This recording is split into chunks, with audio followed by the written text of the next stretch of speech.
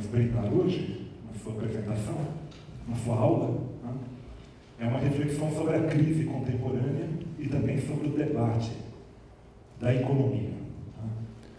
Né. Quando essa crise sobreveio, é claro que ela teve consequências desastrosas, né, em termos de emprego, de renda, uma desorganização muito grande, né, do sistema econômico. Né. Mas muitas pessoas se encheram de júbilo pela crise, porque imaginavam que seria uma oportunidade para, de alguma forma, alterar as coisas. E alguns, inclusive, ficaram muito reconfortados com a esperança de que, pelo menos no campo da economia, as coisas mudassem. Né? Havia pelo menos uma oportunidade. Vocês sabem que na caixa de Pandora, quando Pandora abre a caixa e saem todos os mares do mundo, resta ali, pelo menos a esperança.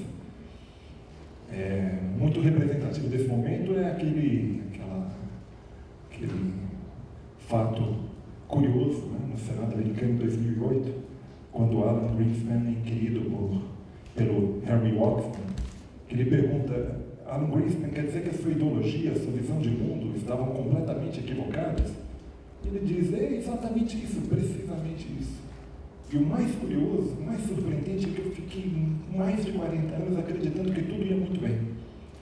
O professor Veloso nunca acreditou que tudo ia muito bem. E, ao contrário de muitos, havia previsto a crise, não simplesmente por conta dessa sua visão muito ampla, né, da natureza sistêmica, né, dessas crises que se tornam crescentemente inevitáveis e cada vez mais contundentes, né, mas previu essa crise mesmo. Já nos dizia que ela teria consequências muito desastradas e seria de grande amplitude. Eu acho que o campo da economia, infelizmente, é um dos poucos, talvez um dos únicos, que é completamente infenso à varrição das teorias que se provam exageradamente obsoletas ou completamente desacreditadas ou perversamente perigosas. O professor Veloso, então, vai refletir também, vai nos dizer algumas palavras sobre como ele vê o debate contemporâneo. Se existe alguma esperança, né, de que novas gerações de economistas possam ter uma forma nova de aprendizado que ilumine as perspectivas para uma visão mais ampla, né, e que permita aclarar as possibilidades de mudança. Então, passo a palavra para o professor Veloso. Muito obrigado por estar aqui. Bom, Paulo, eu aqui só tenho a agradecer que essa escola que eu ajudei a fundar tenha se lembrado de mim, né? Porque hoje é usual que se esqueçam dos velhos, né? Eu estava lendo a declaração do primeiro-ministro do Japão, que diz que as pessoas precisam morrer rapidamente, senão fica muito caro esse vale de previdência. Então, isso me lembra uma conversa que a gente tinha aqui a respeito do welfare state, né, e de suas dificuldades já nos anos 80, né, começavam a se manifestar nos anos 90, em que eu, ouvindo as prédicas de alguns economistas, colegas nossos, né, sobretudo aqueles especialistas na área fiscal, tributária e contributiva, né, que nós teríamos talvez que recorrer ao expediente de alguns povos que o Lévi-Strauss chamaria de pensée sauvage, né, do pensamento selvagem. O Lévi-Strauss é um antropólogo francês que já me ensinou no Brasil. E alguns povos, né, os Ics, eles atiravam os velhos do penhasco, né, quando ficava a pressão sobre os víveres, sobre a comida, ficava muito grande, né? Era uma prática social, de modo que não lhes parecia, digamos, excessivamente cruel nem injusto que se fizesse isso, porque era preciso ajustar o tamanho da população, a disponibilidade de víveres, né? Aquilo que estava disponível, né, no território ocupado por eles. Mas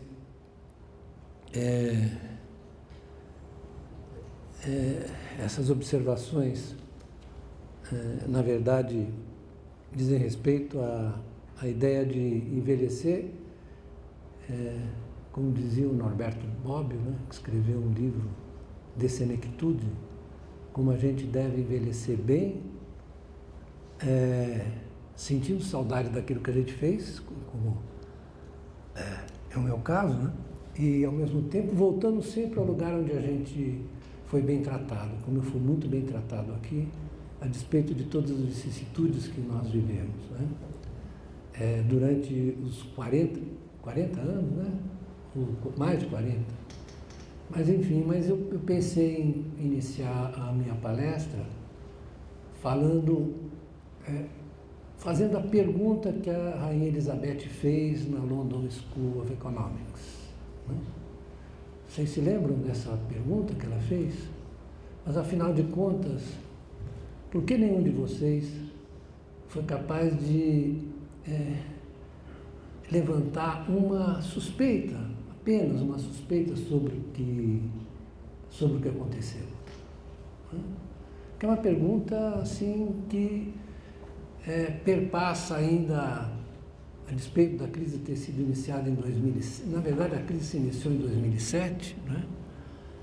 Mas perdura até hoje, né? Se nós olharmos a situação da Europa e mesmo dos Estados Unidos, nós não podemos dizer de maneira nenhuma que a crise tenha sido superada. Como foi possível? Eu estou falando para alunos do mestrado e doutorado do curso de economia desse instituto, dos vários cursos desse instituto, né? Então, como é possível que a maioria da profissão, e essa é uma pergunta que o Krugman também se fez, como é possível que a maioria da profissão não se tenha dado conta, né, da trajetória que levou as economias centrais e algumas periféricas à crise, né? Mas, na verdade, essa é uma crise, sobretudo, das economias centrais, né? Como as pessoas foram incapazes de pensar, né, os movimentos da economia global e como esses movimentos afetaram, na verdade, o desempenho das economias, né? Como foi possível que não se percebesse que a violência das transformações que ocorreram ao longo dos anos, a partir dos anos 80, sobretudo nos anos 90 e na primeira década dos anos 2000, se eu mostrar os dados para vocês, por exemplo, da simetria entre o déficit americano e o superávit chinês, e ao mesmo tempo mostrar para vocês uma curva de expansão do investimento externo americano combinado com a entrada de capital nos Estados Unidos,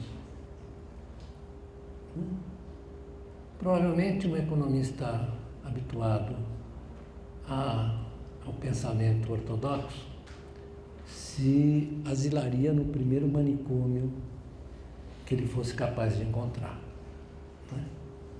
Como é que se explica essa combinação de fatos aparentemente tão paradoxais, né? Um surto de investimento direto americano, né?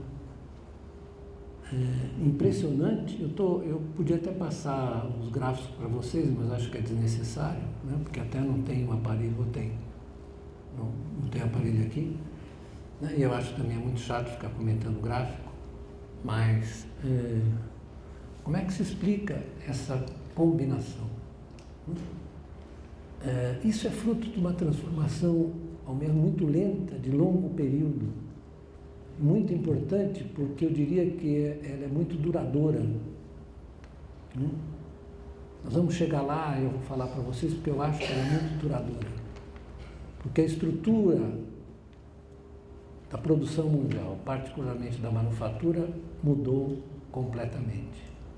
Quando eu vim para cá, em 1967, era possível ainda se falar nas industrializações nacionais, nos projetos nacionais de industrialização. O mundo era outro. Você tinha, na verdade, rigorosos e permitidos controles de capitais nas economias. Você tinha um movimento da empresa internacional que se distribuía ao longo dos mercados onde elas pretendiam penetrar, buscando o dinamismo dos mercados internos. Então você tinha internacionalização, mas não tinha, na verdade, globalização, nem a formação das redes produtivas globais, que é o fenômeno que está ocorrendo agora, e que, na verdade, afetou umas regiões mais que outras, né? Que, na verdade, beneficiou umas regiões mais que outras. E isso nós temos aí um paradoxo, porque aqueles bem-sucedidos até o início dos anos 80 foram os mal-sucedidos a partir dos anos 80 e 90. E ao revés. Se vocês compararem dois países, a China e o Brasil, vocês vão ver que eu estou, né, descrevendo exatamente a trajetória dessas duas regiões no Brasil, estou falando da América Latina, dessas regiões com grande precisão, né? O êxito do Brasil, né, até os anos 80, ou seja, na industrialização fordista, foi uma das razões do seu fracasso em fazer a transição, em fazer a passagem, né? Nosso problema com a industrialização não começa com a crise, não começa com os anos 80, começa nos anos 70, porque o Brasil escolheu os setores tradicionais para dar impulso à sua industrialização, segundo o PND. Então, o problema do segundo PND não era, como muitos podem imaginar, a megalomania do governo. É o contrário. É a microcefalia de não perceber que estava ocorrendo naquele momento, e nós discutimos isso aqui nessa casa, né? O professor Luciano Coutinho, os que se dedicaram a estudo das economias industriais, estão aqui muitos deles, né? Mostrando que o Brasil tinha, né, escolhido um padrão de desenvolvimento equivocado de indústria, e nós estamos vivendo esse problema hoje aqui. Mas eu queria, em vez de centrar no Brasil, eu queria lembrar da passagem dos anos 50, 60 e 70 do pós-guerra, né, para os anos 80, 90 e a primeira década do 2000. Foi uma transformação impressionante, em todos os sentidos, né? Primeiro, os anos 50, 60 e 70 foram anos de recuperação da destruição do pós-guerra, de hegemonia americana praticada de maneira benigna, né? Usando a capacidade da economia americana preservada da guerra para reconstruir a economia europeia, né? A espécie de acordo de permissão para que os países executassem suas políticas nacionais de desenvolvimento. Estou falando da Europa, estou falando do Japão, estou falando do Brasil. O Brasil foi o grande protagonista entre os países que se chamam hoje emergentes, foi o grande protagonista desse processo, foi aquele que levou seu processo de industrialização mais longe, né? Talvez comparável com uma outra estrutura de crescimento, comparável somente à Coreia, que começou mais tarde, né? Ou a Coreia começou mais tarde, mas conseguiu avançar num grau de industrialização muito parecido com o Brasil. Nós temos todos os setores aqui, né? Todos os setores. Quando se fala em desindustrialização, as pessoas pensam que é arrancar as indústrias e levar embora. Não é isso. Desindustrialização significa você não estar no estado da arte, você não ter dado o salto, você não ter acompanhado, não ter incorporado os novos setores. E foi isso que aconteceu a partir dos anos 70. Agravado pelo período em que nós ingressamos na instabilidade da crise da dívida externa, né? Só quem viveu isso de dentro pode dizer quão terrível e imanejável era aquela situação até a estabilização de 94. Eu fui ao governo em 85 e sempre digo quando... Outro dia um ex-amigo meu escreveu que eu e o João Manuel havíamos quebrado o Brasil com o plano cruzado. Eu disse a ele o seguinte: meu filho, o Brasil estava quebrado. Nós, na verdade, tentamos ali, com alguns arames e outras artimanhas, consertar aquela geringonça que estava quebrada, né? Então foram os planos de estabilização sucessivos, né? E durante esse período, né,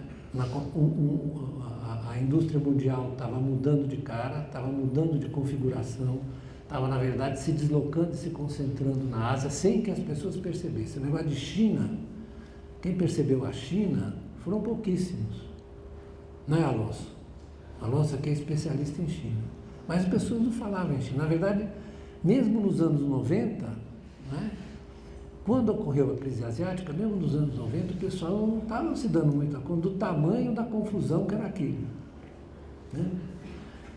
Em 20 anos, né, a China passou de um lugar bem modesto entre os exportadores de manufaturas para o primeiro lugar. Certo, Alonso? Para o primeiro lugar. A escalada da industrialização chinesa foi uma coisa impressionante, tanto do ponto de vista do volume, quanto do ponto de vista da diversificação estrutural da sua indústria, quanto do ponto de vista da capacidade de fazer a escalada tecnológica, de passar dos setores de menor intensidade tecnológica para os setores de maior intensidade. Se vocês olharem a composição da pauta de exportação chinesa, vocês vão notar claramente, né, que eles têm uma estratégia de avançar na direção dos setores de maior intensidade tecnológica, né? E, ao mesmo tempo, né, que é importante, se eu disser alguma besteira aqui, os professores daqui da frente me corrijam. É importante a gente notar que a China estabeleceu com os seus vizinhos asiáticos uma divisão do trabalho muito importante.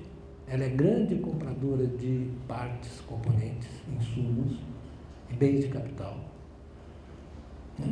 A economia japonesa hoje, eu posso dizer sem exagero, eu recomendo que vocês leiam o relatório do Ministério de Indústria e Comércio japonês, do MIT, que hoje é METI, Ministry of Economy, Trade and Industry, né, que é um relatório que descreve perfeitamente, né, a transformação e a dependência da economia japonesa do cluster manufatureiro asiático e principalmente da China, né?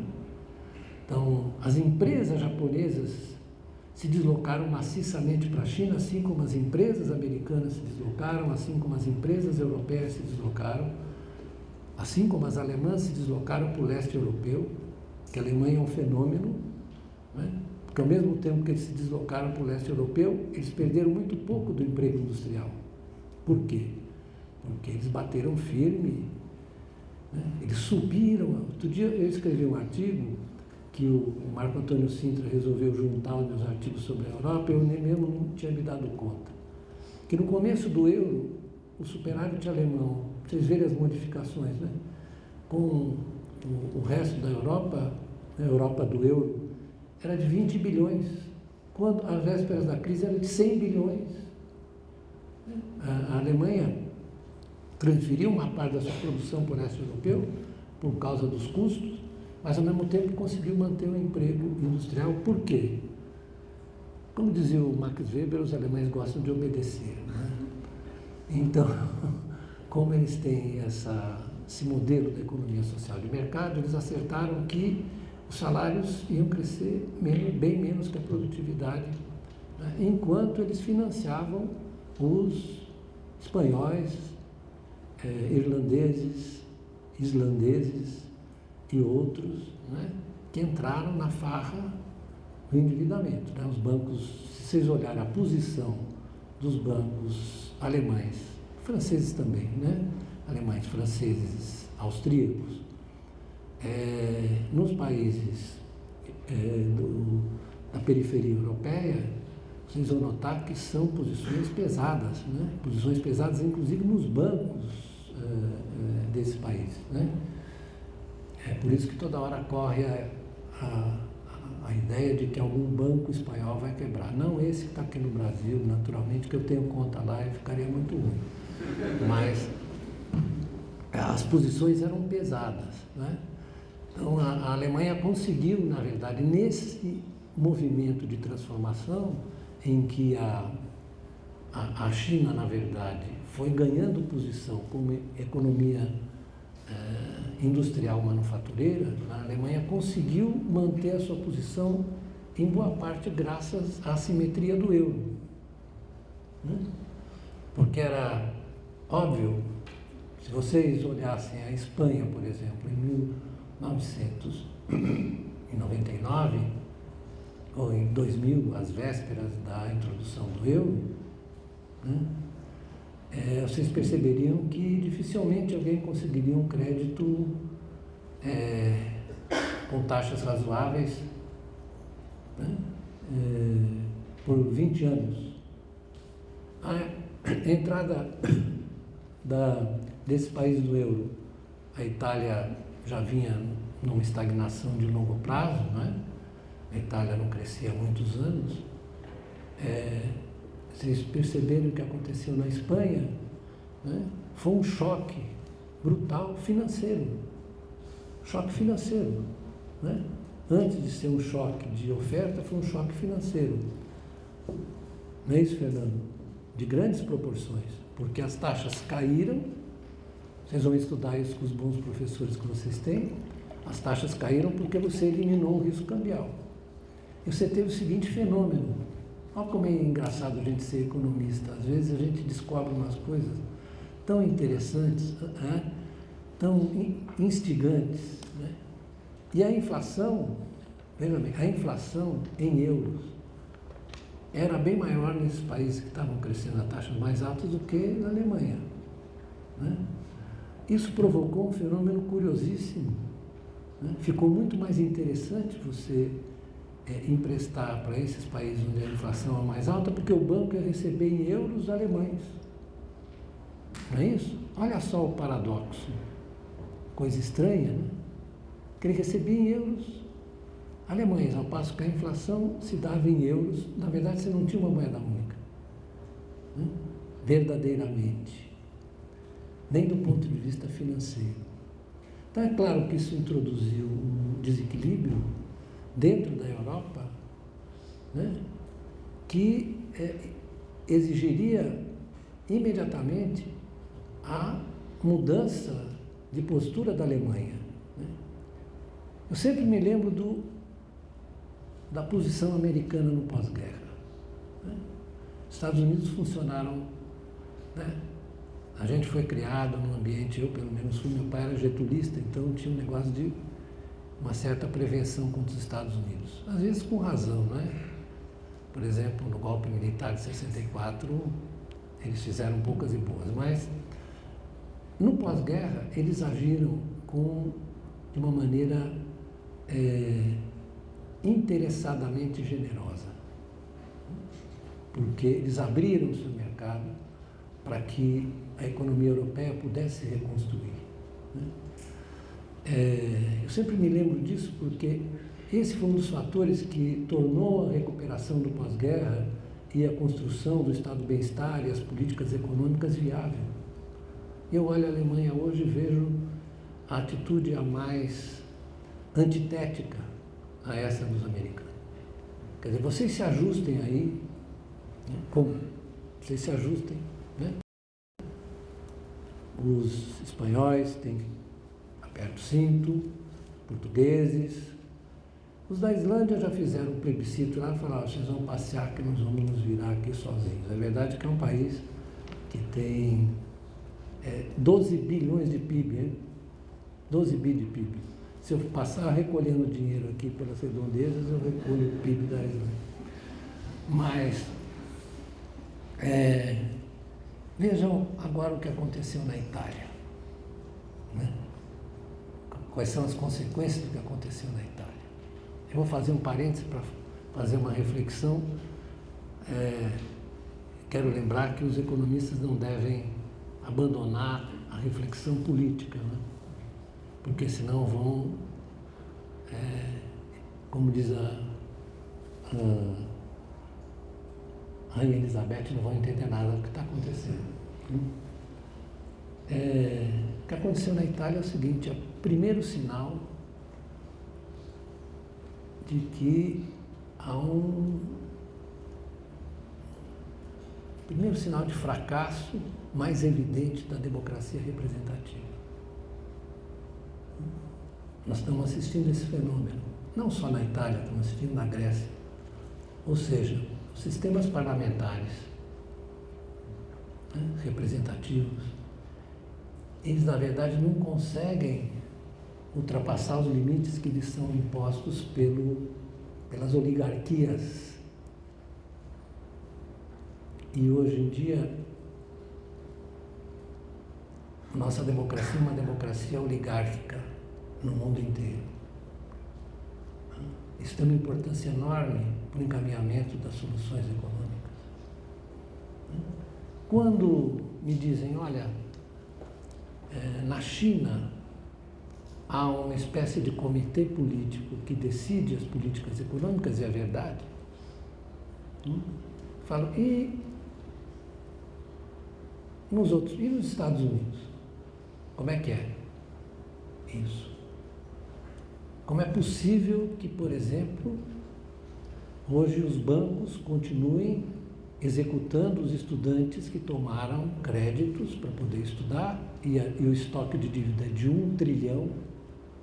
Como é possível que os bancos continuem fazendo isso sem que o governo tome uma providência? Porque trata-se de uma estrutura oligárquica. E como é que ela é formada, essa estrutura oligárquica? Eu pergunto. É formada pelo capital financeiro, pela mídia e pelos parlamentos. Essa é que é a oligarquia. Porque não tem democracia. Quer dizer, a vontade popular, né? Os anseios populares, o que a população que está sendo vítima da crise está pedindo não tem representação. Quem é que os representa? Poucos. Não é? Então, depois de feito esse parênteses, eu queria voltar um pouco à questão das transformações. É impossível compreender o que aconteceu na China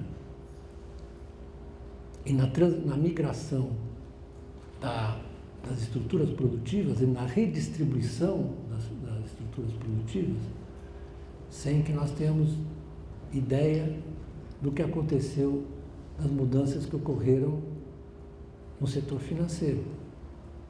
Nós temos aqui vários professores que tratam disso, né? Mas eu diria que há um ponto de mudança, né? E esse ponto de mudança está entre meados da década de 70 e começo dos 80, né?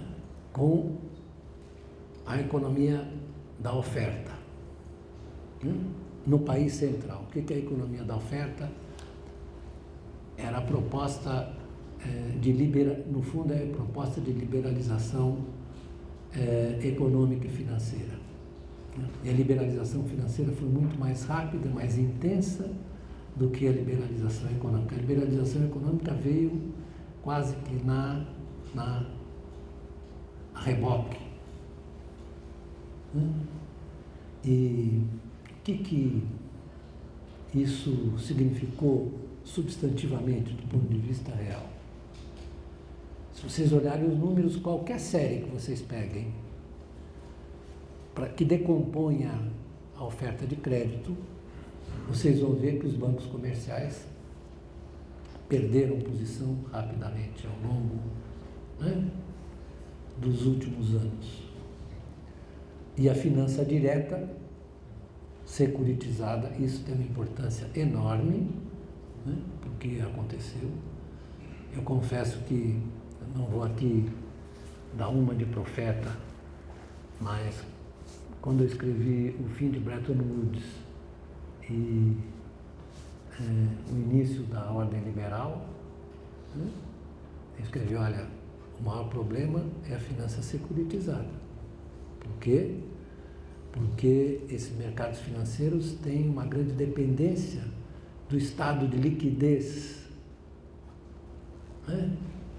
Quando a gente fala em liquidez, vocês que não são alunos, né, de economia, eu quando era estudante, aliás eu era estudante de Direito e não de Economia, mas me interessava pelo assunto, depois eu fui estudar Economia, eu ficava muito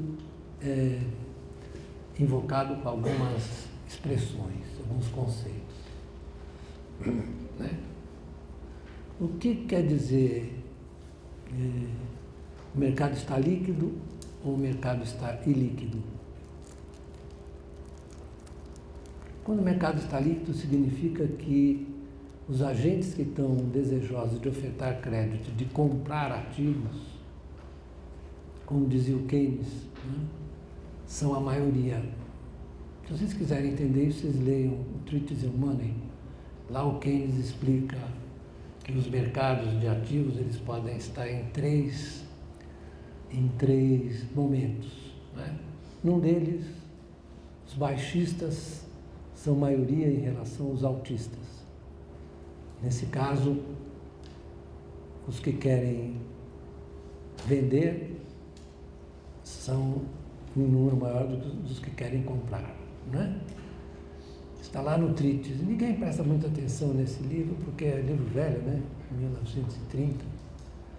E os economistas acham que eles são físicos, então que vai progredindo a coisa vai regredindo, vai voltando para trás. Né?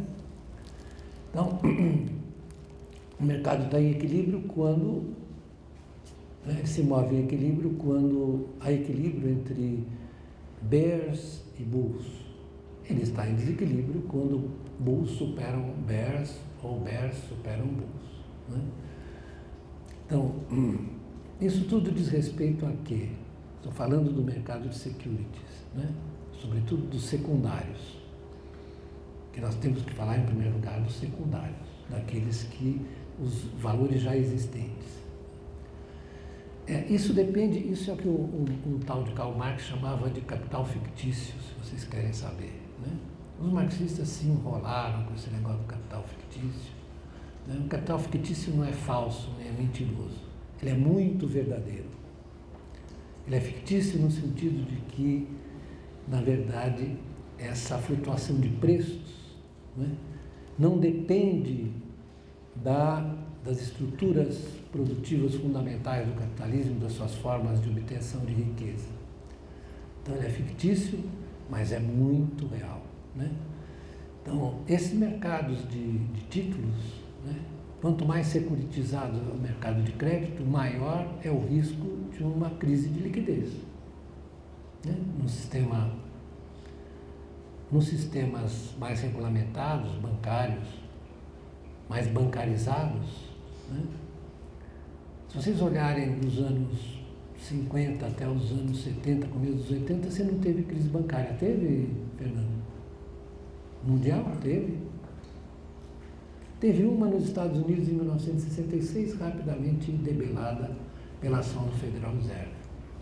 Agora, quando cresce desproporcionalmente o estoque de riqueza financeira, né, isso é uma característica do capitalismo, não é uma coisa de que o pessoal do mercado financeiro é um mau caráter, nada disso. Isso é uma coisa estrutural. Né? Então, quando cresce muito, a instabilidade financeira, né, se torna um risco iminente. Né? E como cresceu muito, e cresceu como? Cresceu num ambiente de grande moderação, que eles chamavam da grande moderação. Ou seja, inflação baixa, taxas de juros baixas, né? avaliação de risco, as avaliações de risco muito favoráveis, né? Você, na verdade, entrou num período que o velho Klindelberger, no seu Manias, Crashes and Panics, já havia descrito, mas, como eu disse, aqueles economistas a quem a Rainha Elizabeth perguntou tinham esquecido tudo, né? Porque era agora a nova economia, né? Que apresentava, na verdade, eu lendo o depoimento do Martin Feldstein, colhido pelo Charles Ferguson, que é quem fez o Inside Job. Vocês viram o Inside Job? Né? Ele diz coisas do arco da velha, como, por exemplo, sobre a estabilidade, na verdade, de longo prazo desses mercados, porque, na verdade, isso significa que os níveis de risco caíram, e não se dá conta de que os níveis de risco caíram porque a aversão ao risco, na verdade, praticamente desapareceu, né? É uma coisa que se auto-explica, né? É um movimento, digamos, autorreferencial do mercado financeiro, né? E ele via isso de uma maneira linear. Aliás, vocês nunca acreditem em coisas lineares. Em economia não existe. Nada em economia é linear. Então, se vocês pegarem um modelo de DGSE, dinâmico de equilíbrio geral, que o cara lineariza, sai fora, porque o cara vai te enganar, né? Com a melhor matemática do mundo. Aliás, sobre o negócio da matemática, use a matemática. A matemática é um instrumento maravilhoso, né? Desde que vocês saibam o teorema de Gödel. Vocês sabem o que diz o teorema de Gödel? Que nenhum sistema é totalmente axiomatizável porque ele se torna autocontraditório. Então, em economia é assim, né? Se você não domina os conceitos, não se meta matemático. Por exemplo, se você não sabe que a poupança é um resíduo, não monte um modelo de crescimento em que o investimento depende da poupança. Pelo amor de Deus, não façam isso. A poupança é importante, sim. Por quê? Porque ela vai dar origem a esse estoque de riqueza que eu estou mencionando, né? Ou sob a forma de depósito à vista, ou sob a forma de aplicação em títulos, porque, francamente, nesse sistema intermediado que nós temos pelos bancos que administram a riqueza global, francamente, ninguém pega o seu dinheiro e vai emprestar diretamente, ou comprar uma máquina, né? Investir, ou emprestar diretamente para uma empresa investir. Tem intermediação, não é isso, Fernando? Tem intermediação. E aí, nesse papel, os bancos, as instituições financeiras, né? Não os bancos, as instituições financeiras fazem o papel de intermediários. A outra coisa que outro dia li um artigo de um cara que entusiasticamente dizia que os bancos não são intermediários financeiros. Está aqui o artigo, aqui no meu. Não são. Eles criam moeda. Eu fiquei animadíssimo. Falei, pô, descobri um sujeito, um americano, que se deu conta de que os bancos criam moeda, né? Então, vocês juntem essa história da securitização com a capacidade de criação de moeda pelos bancos, né? E de um sistema financeiro que é muito integrado, né? Veja o que aconteceu nos Estados Unidos. Era integrado, mas era integrado globalmente também, né? Então, você tinha um mercado interbancário formidável em que os bancos se cobriam reciprocamente quando você tinha um problema qualquer, né? Eles até manipularam a LIBOR, né? Vocês leram o escândalo de manipulação da LIBOR. Mas o fato é que com essa engrenagem formidável, né? Os grandes bancos e os grandes intermediários financeiros, né? A capacidade de geração de riqueza nova pelo investimento, né? De acumulação de renda e de criação, por exemplo, dos fundos de pensão, dos fundos de investimento, né?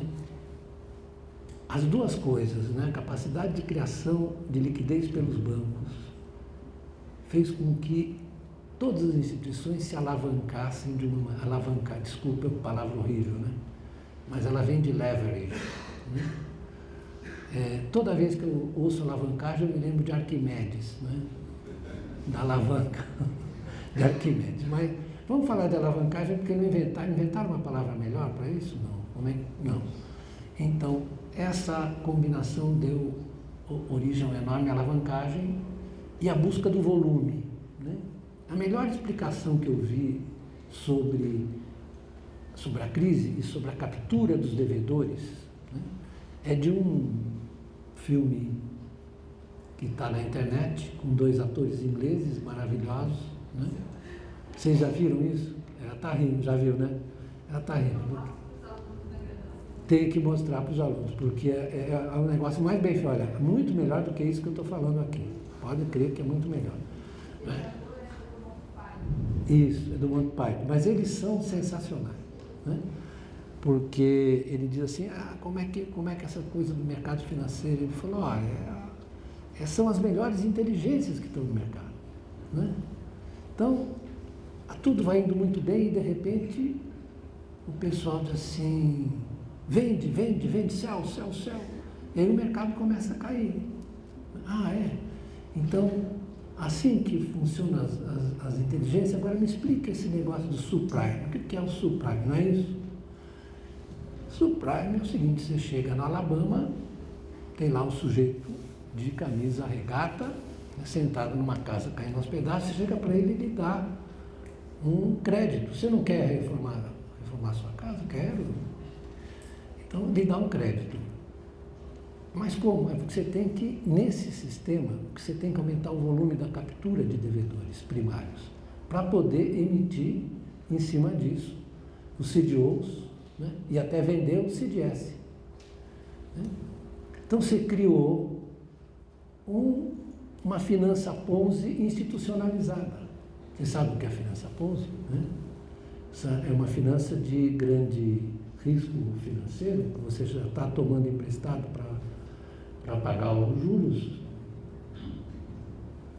Você criou um sistema de fragilidade enorme.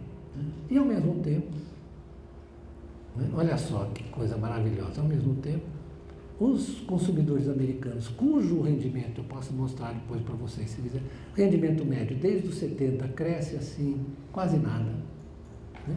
Das famílias americanas, que eles alavancassem também o seu consumo.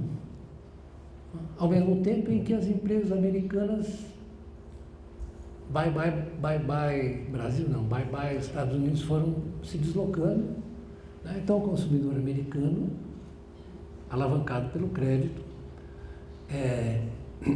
expandiu o consumo americano. Você olha as taxas de crescimento agora, as pessoas dizem que o consumo americano cresceu 1,2%, sabe quanto crescia? Crescia 6%.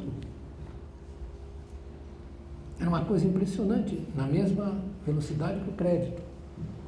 O que aconteceu? Você montou um sistema em que o mercado financeiro americano, líquido profundo, recebendo o influxo dos capitais que vinham ou dos países que estavam em crise ou da Europa.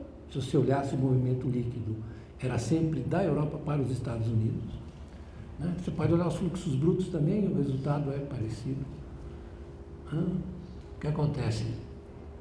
O movimento, a variável independente é o crédito e o movimento de capitais. Essa é a variável independente, que financia o gasto. O gasto gera renda para os milhões de chineses que estavam saindo, chineses e outros vietnamitas que estavam saindo do setor primário, setor agrícola, para ir para as cidades. Foi a maior migração urbana da história da humanidade. Da história da humanidade, a maior taxa de urbanização da história da humanidade. Botaram todo mundo lá dentro, fabricando as manufaturas e vivendo dos serviços ancilares às manufaturas. Então, o Keynes, acho que teria orgasmo vendo isso. Porque o expenditure creates income. Só que expenditure é num lugar e income é no outro. Isso ele acharia meio esquisito. Né? Expenditure creates income. Aí o pessoal diz, não, mas aí tem os chineses acumularam reservas e eles financiam a dívida pública americana. Mentira. Eles fecham o circuito gasto, renda, poupança. E botam nos títulos americanos e eles ficam ligados como os dois irmãos siameses. Então, toda hora você tem uma queixa. Os chineses manipulam a moeda. Ah, que bom, manipulam a moeda. E o que nós fazemos? Nada. Porque quem exporta para os Estados Unidos são as empresas americanas que estão na China. Segundo, se você fizer isso, vai subir o preço, né, das manufaturas chinesas, que se na verdade caíram em termos reais brutalmente. Então, junta a macroeconomia das quantidades e dos preços. Preços e quantidades. O que aconteceu com os preços? Os preços caíram vertiginosamente das manufaturas. Certo, Fernando? Eu estou mentindo. Caíram violentamente. Então, eu sempre dou um exemplo aqui no nosso Brasil mais modestinho, da televisão LCD, né? Na Copa de 2006. O João Manuel falou para mim, você tem uma televisão a tubo aí, uma porcaria, por que você não compra uma televisão LCD? Aí custava 12 mil reais. Eu falei, João Manuel, não dá 12 mil reais na televisão. Quanto custa hoje esse negócio? 1.500? 2 pau? Não, desculpa, 2 pau. Dois. Em termos nominais. Isso é verdade para a maioria dos manufaturados. Isso é que segurou uma boa parte da inflação mundial. Boa parte da inflação mundial. Mesmo com o choque de commodities, tudo, a inflação mundial se comportou magnificamente bem. Né? Então, sem nenhum descaso pelas metas de inflação, né? E pelas crenças do Greenspan, o fato é que você montou esse sistema, ao mesmo tempo virtuoso e perigoso. Como é que termina isso? Termina, não é uma bolha. A bolha é uma coisa imprecisa que a gente está falando, não é uma bolha. Na verdade, é uma manifestação do capitalismo deixado a si mesmo. Ele faz isso. É da natureza dele, é como a história do escorpião com o sapo. Né? Então, aí as pessoas ficam nervosas. Né? Começa a procurar os culpados. Quem é o culpado? Tem culpado. É um sistema que funciona assim. E o que me espanta em tudo isso é que as pessoas se recusam a ter uma visão ontológica, usar a expressão, sistêmica, de qual é a natureza do objeto, do que nós estamos falando. Nós estamos falando do quê? Né? Aos 70 anos, eu olho os modelos estocásticos de equilíbrio geral, ou mesmo os modelos Arrow-Debré, né? Falo, isso é uma ficção. Não é para não tratar dos problemas reais, não tratar como funciona realmente. Porque começa com o indivíduo maximizador racional, né? Com os indivíduos maximizadores racionais, cujas curvas de utilidade se coordenam por um mercado que tem um leiloeiro, né? Ou então é o seguinte, nós temos falhas de mercado. Falhas de mercado, sabe o que quer dizer? É que o mercado não funciona como eles dizem que funciona, que não tem nada a ver como realmente ele funciona. Isso é falha de mercado. Então, são falhas de mercado. Não são falhas de mercado. Não é falha nenhuma. O mercado funciona exatamente assim, é como ele funciona. É o que o Keynes e o outro lá, no século XIX, tentaram explicar. Vocês não precisam ficar como estudantes prisioneiros. Tem gente, tem o Minsky, tem outros que estudaram isso. Os economistas industriais hoje estão tratando dessa questão, os economistas financeiros também. Vocês não precisam ficar grudados nele, mas é importante que vocês entendam exatamente o que eles disseram, porque foram os que disseram, na verdade, que construíram as hipóteses sobre como funciona. E, além disso, pare, por favor, de chamar isso de economia de mercado. Chama-se economia capitalista. Vamos dar o nome aos bois. Fugir dessa coisa ideológica, economia capitalista, ou, como chama o outro, regime do capital. Trata-se disso, como disse o Keynes nas suas obras preparatórias. É uma economia em que alguns têm o controle dos meios de produção e do crédito e do dinheiro, e os outros vendem sua força de trabalho. E que o objetivo não é maximizar o produto material, senão maximizar o lucro. Quando ele diz isso, ele já está de antemão explicando o quê? Que as pessoas podem preferir, que os capitalistas podem preferir não investir para ganhar mais.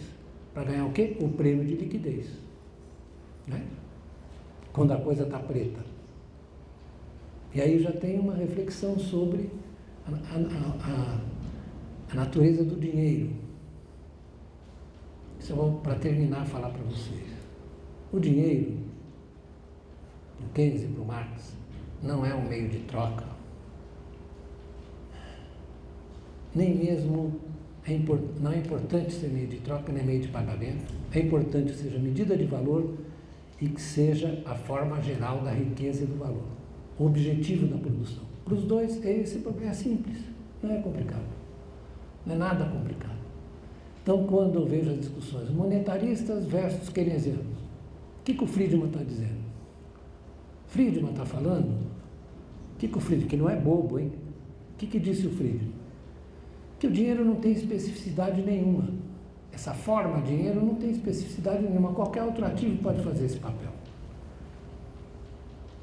Então, como os agentes são racionais, a economia tem um mercado que é capaz de equilibrar o preço dos ativos. Assim, o dinheiro não tem preferência pela liquidez. Certo? Ou seja, uma economia capitalista com dinheiro falso, porque não tem dinheiro. Não tem dinheiro no sentido profundo da palavra, quer dizer, o objetivo da produção, a forma pela qual a riqueza se acumula e é medida. Você não mede a riqueza em são 2 cavalos, 3 onças, 5 pangarés, não é assim. É a economia que tem balanço.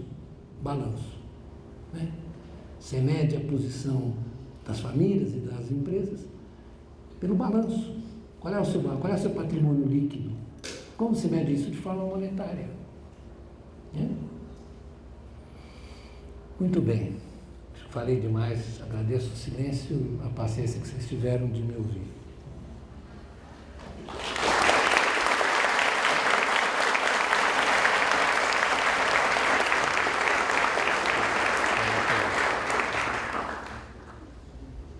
Muito bem, estou aqui à disposição para as interpelações e perguntas.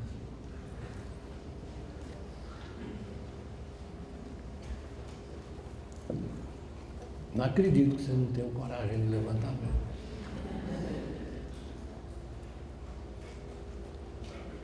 Fernando, claro.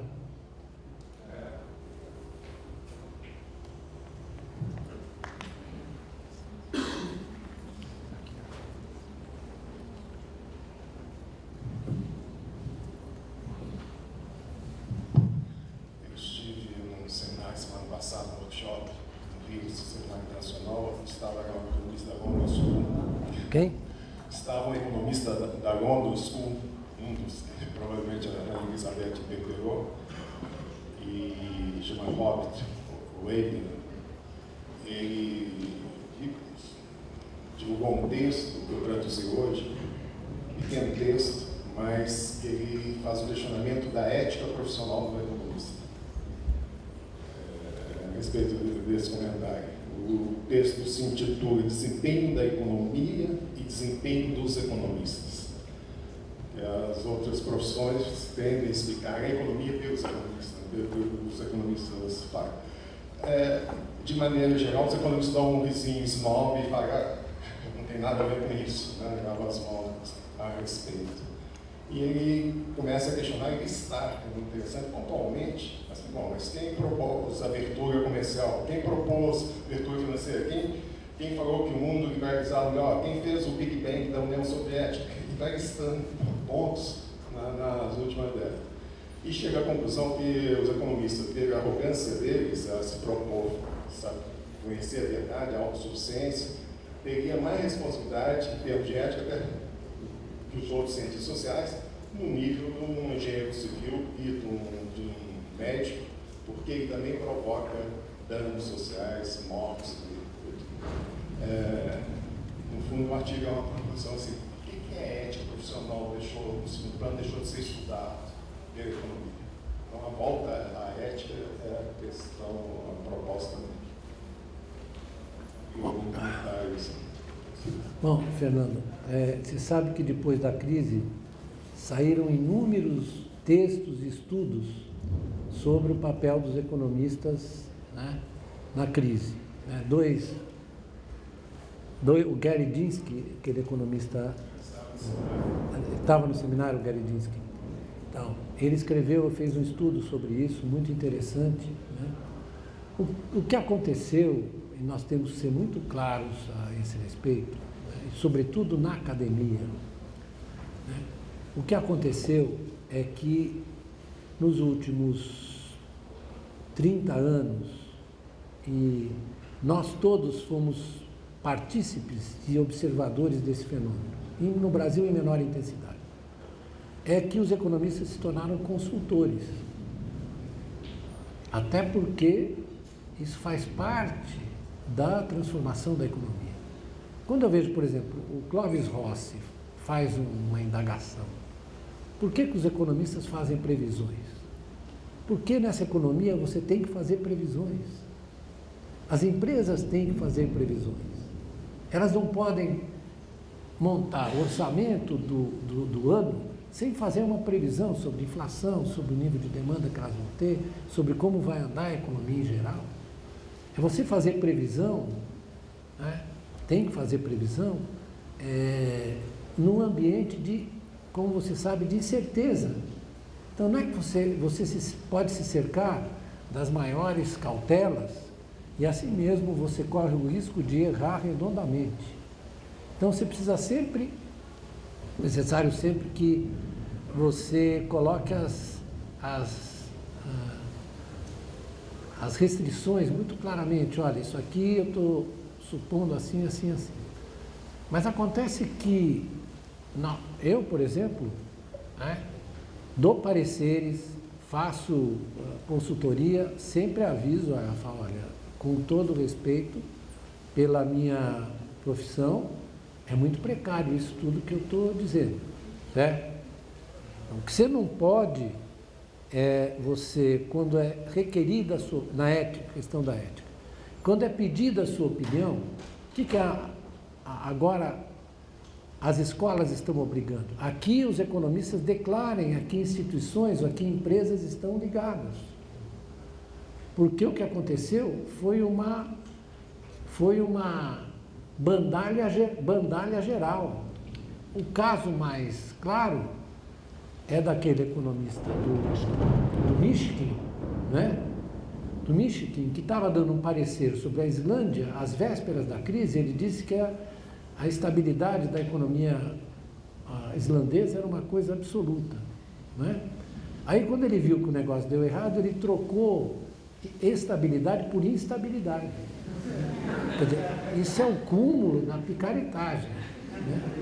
Então, o que a gente tem que ter claro, que não é que você vai demonizar o economista que está dando, mas ele precisa ter claro que na sua opinião pública, quando ele vai dar a sua opinião pública, ele não pode deixar de declinar qual é a sua dependência de uma determinada empresa, etc.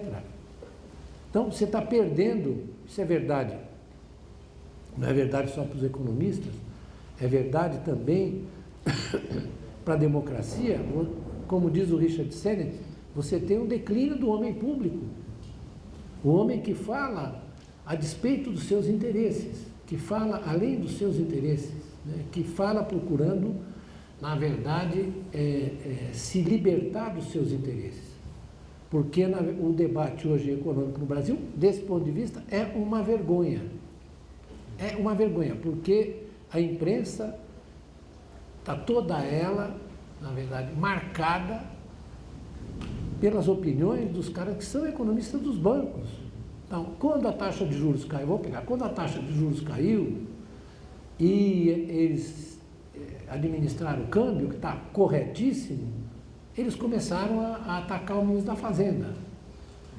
Por quê?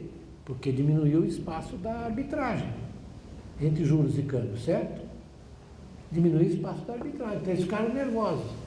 Então eles foram no Financial Times e na Economist não pensam que eles valem muito mais do que os outros, né? A Economist, o Financial Times, tudo picareta. Não, tudo picareta, passa desse princípio, tudo picareta. Leiam com muito cuidado. Eles foram lá e montaram uma campanha de desmoralização.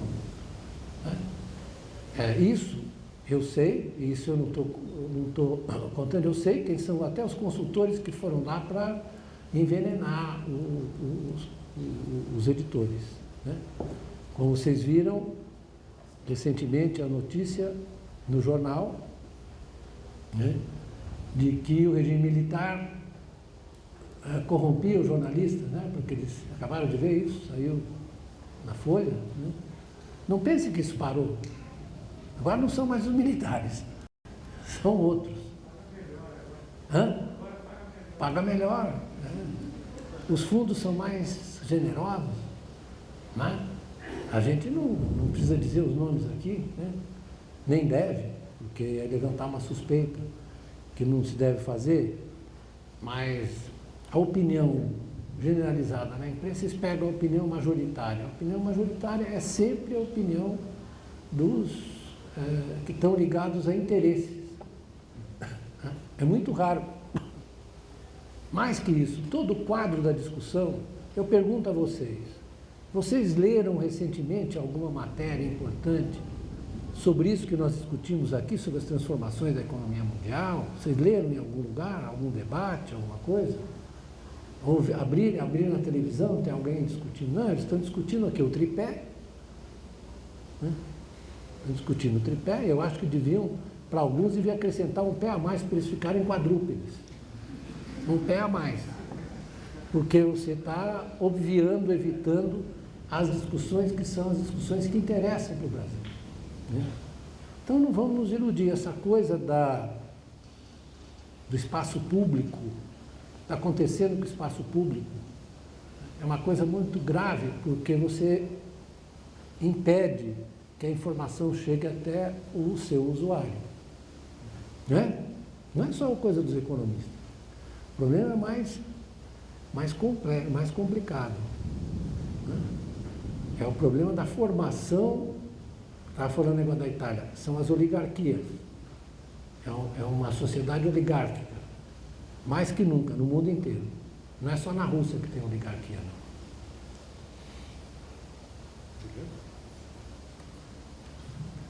Uma pergunta breve, na verdade. Outro dia, tempos atrás, eu li um artigo seu em que você dizia que era mais fácil um camelo passar por um buraco numa agulha do que uma agulha de economia, ler o Debt Deflation do Fischer.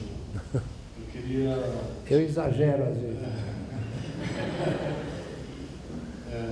Mas os bons professores sempre exageram. Eu queria te colocar o seguinte: qual seria a sua mensagem, né, para aqueles que estão começando a estudar economia, ou desse contato com os autores clássicos, né, com os grandes autores? Você já respondeu a minha pergunta, né? Eu acho que é imprescindível, no caso de de uma disciplina ou de uma área do conhecimento, eu não vou chamar de ciência, depois explico por quê, uma área do conhecimento como a economia, que vocês leiam os autores clássicos no original, que é a orientação dessa casa aqui. Né? Todo mundo leu Marx, o Keynes, o Fischer, o Friedman, tudo no original. Né? Depois, claro, vocês podem ler os comentários, e tem bons comentaristas. O problema é você inverter o negócio. Você lê os comentários e não lê o original. A teoria geral, vamos ficar na teoria geral. A teoria geral é um livro dificílimo, escrito por um sujeito, né, brilhante, uma das pessoas, um dos cérebros mais brilhantes, como dizia o Bertrand Russell, que ele se sentiu, o Bertrand Russell, que escreveu O Princípio da Matemática, que se sentiu um idiota quando conversava com o Keynes. Né? O sujeito, que é um livro escrito ao revés. Né? Por quê? Porque ele tinha que explicar com calma. Primeiro ele começa com a coisa dos postulados da teoria clássica, né? E depois passa para a teoria da demanda efetiva no capítulo 3. Você só compreende o que você lendo o livro inteiro. Não dá para ler, tem gente que lê até o capítulo 3, ou até a função consumo, né? E depois não vai para frente. Eu, se fosse o Keynes, não sou, nem tenho a pretensão de ser, começaria pelo capítulo 17. Né? Porque é o capítulo em que ele discute as decisões sobre a forma de posse da riqueza, né? Que é o que é o importante no livro. Esse texto o Samuelson dizia, esse capítulo 17 é uma coisa horrível, ninguém entende o que ele está querendo dizer. O Samuelson, Paul Samuelson, dizia, ninguém entende o que esse cara quer dizer. Mas é o capítulo central, a partir do qual você pode entender a teoria da demanda efetiva, está de acordo? Que é uma teoria sobre posse da riqueza. Assim como Marx tinha uma teoria sobre as formas das menos desenvolvidas para as mais desenvolvidas, é uma dinâmica das formas. Belíssimo. Atrapalhado o cara também, porque ler aquilo lá não é fácil. Atrapalhado, o cara atrapalhado, mas é a dinâmica das formas. Agora virou carne de vaca esse negócio, que a gente ensinava aqui já desde os anos 70, certo? Vocês que foram meus alunos, dizer que eu não... Mas tudo bem, menos mal. Né? Então, tem que ler o original para você sentir a dificuldade. Não adianta você pegar o negócio mastigado, você sentir a dificuldade, até a dificuldade que o cara teve para escrever, para construir aquilo. Né? O Fischer, pegar o Debt Deflation do Fischer. O Fischer, às vésperas da crise de 29, disse o seguinte, olha, os preços ainda estão baixos. Lembra disso? Os preços ainda estão baixos. Mas teve a coragem intelectual de depois falar, olha, essa economia é inclinada até essa inflação, essa deflação de dívidas, quando, na verdade, reverte o ciclo. É um texto muito bom, excelente. Assim como é bom, olhando do ponto de vista dele, a crítica que o Friedman faz ao Keynes. Por que você tem que ler? Porque você tem que ver em que ponto ele atacou. Senão fica monetaristas versus keynesianos, ninguém sabe bem o que está sendo discutido. Então, isso eu digo para vocês, aos meus queridos professores, não deem moleza para eles, façam eles lerem os textos, como a riqueza das nações, como a teoria dos princípios do Ricardo. Não há como sair disso. E mais, não dá para ler só a economia.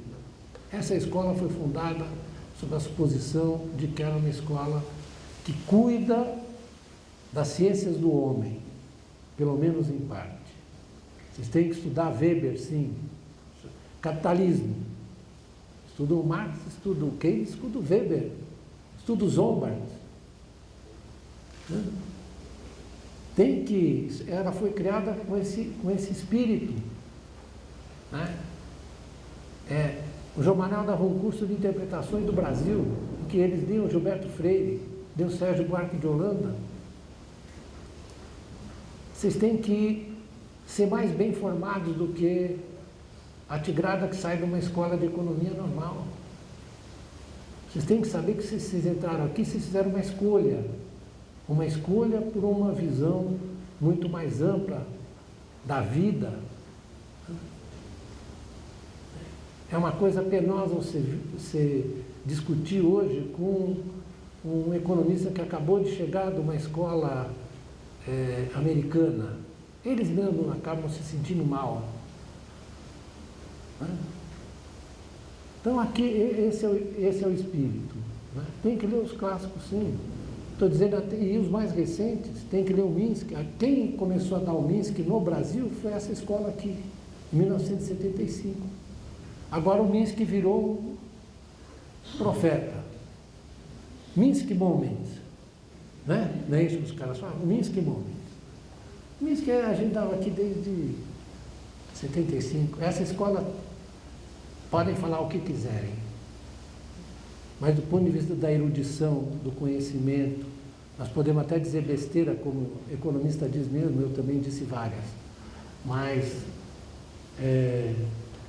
a base da nossa formação é uma formação que cuida da dignidade de vocês como intelectuais, como gente que se dedica ao trabalho intelectual. Nós vamos dar porcaria para vocês aqui. Ok?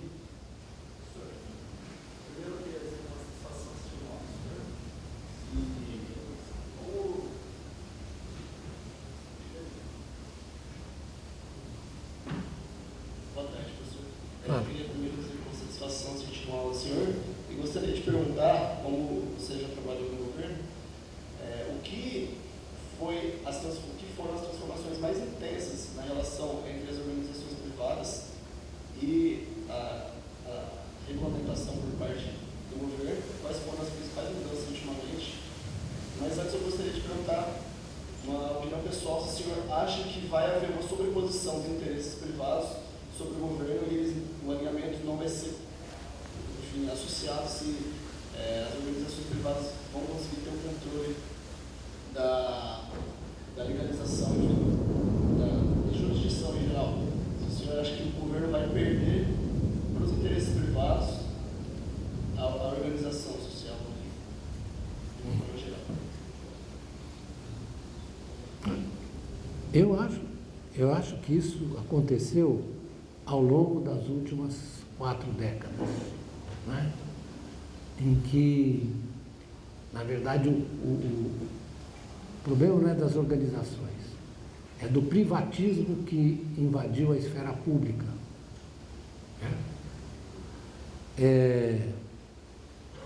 Se você for olhar o que aconteceu com a desregulamentação, é claro que a desregulamentação financeira, que culmina em 99 com o Clinton, com o Clinton, governo democrático, ela vinha avançando, né? Mas ela culmina com o Clinton em 99 com aquele ato que eu nunca consigo repetir o nome, porque são 3 nomes, Granville qualquer coisa. Granville, quem falou? Deus lhe pague. Obrigado. Eu não consigo lembrar do nome desse cidadão, não é isso, Granville? Se você ler a história, o Estado de São Paulo, o jornal, publicou umas matérias editadas pelo New York Times em 94, se não me engano, em que eles relatam as reuniões do Clinton com o pessoal de Wall Street, né? Em que eles estabelecem o cronograma. Eu tenho as matérias guardadas. Estabelece o cronograma de reformas que tem que chegar até a liberalização, né? Bom, o que você observa é que há uma infiltração cada vez mais insidiosa e mais generalizada dos lobistas do sistema financeiro no parlamento. Eu escrevi um artigo, não sei se alguém leu, sobre a diferença de rendimento das carteiras dos senadores e deputados em relação ao rendimento médio do mercado. Era inside information. Isso está produzido num estudo, nesse estudo que o Gary Dinsky fez. Então, isso se intrometeu por dentro do Estado. É o que o Bob chamava do sotogoverno. É o governo invisível. O que aconteceu dos anos gloriosos,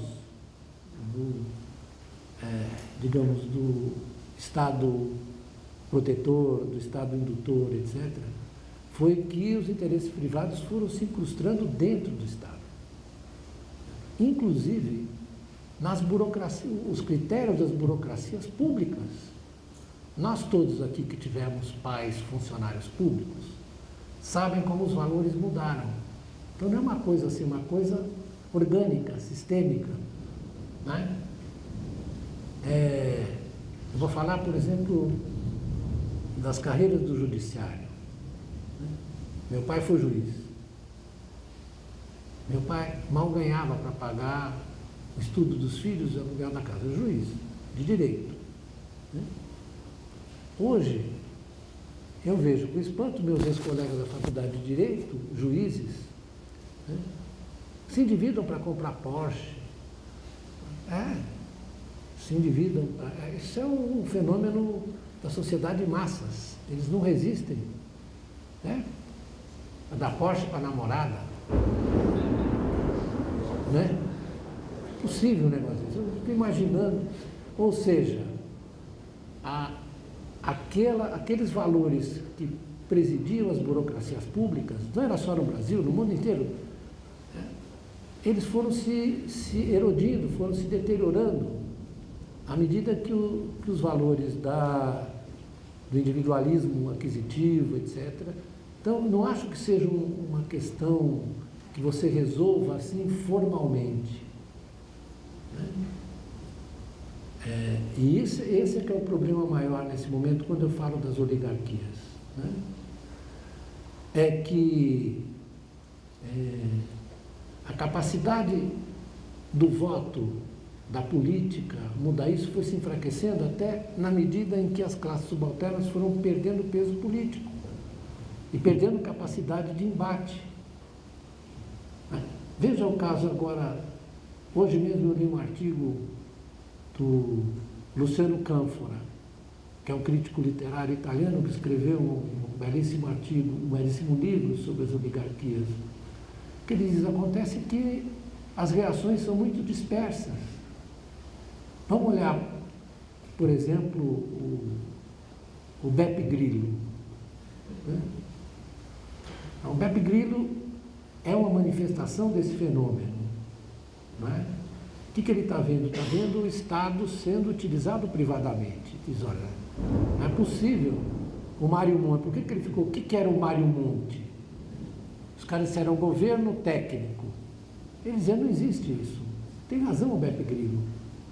Não existe o governo técnico. Como assim? Como é que pode passar uma ideia dessa que existe um governo técnico? Isso já é uma decisão política. O que quer dizer técnico? Técnico quer dizer que você vai seguir os cânones dos que mandam, é isso? Quem é que manda? São os mercados financeiros que mandam no processo de ajustamento europeu, ou não são? Então, isso penetrou por dentro. Como é que faz? Como é que é isso? A gente fala governo, Estado, de maneira abstrata. Falando de qual Estado, de qual governo estamos falando? Estamos falando do governo que foi transformado, governos que foram transformados por dentro, por essa coisa privatista. O Marcuse, Herbert Marcuse, quando escreveu nos anos 60, 50, ele dizia, olha, é fundamental na economia capitalista, para você manter um mínimo de consistência sistêmica, é preciso que o Estado seja separado da sociedade. Não é? Por quê? Porque o conflito e o interesse está na sociedade civil. Como dizia o Hegel, como dizia o Marx, falando, aqui que está o conflito. Aí quando dizia, o Hegel dizia, não, mas o Estado, né, é a realização do espírito absoluto, é o Estado ético. Marx falou, não, o Estado tem representação de classe. Mas a verdade é o seguinte, aqui teve um momento em que o Estado conseguiu se alçar acima dessa contingência, que a desgraça foi tão grande no pós-guerra que, na verdade, você conseguiu constituir uma instância democrática, de fato democrática dentro do Estado. E isso foi tudo revertendo. É isso que nós temos que discutir. Certo? Essa é a resposta que eu tenho que dar para você. Ok? Eu vou pedir 1000 desculpas. Gostaria de ficar aqui mais tempo, mas eu vou voltar, eu tenho que voltar cedo por 2 razões. Tem jogo do Palmeiras, a despeito da ruindade do meu time, tem jogo do Palmeiras, mas essa é uma delas. A outra é que eu tenho que pegar minha filha numa festa escolar. Ok? Muito obrigado.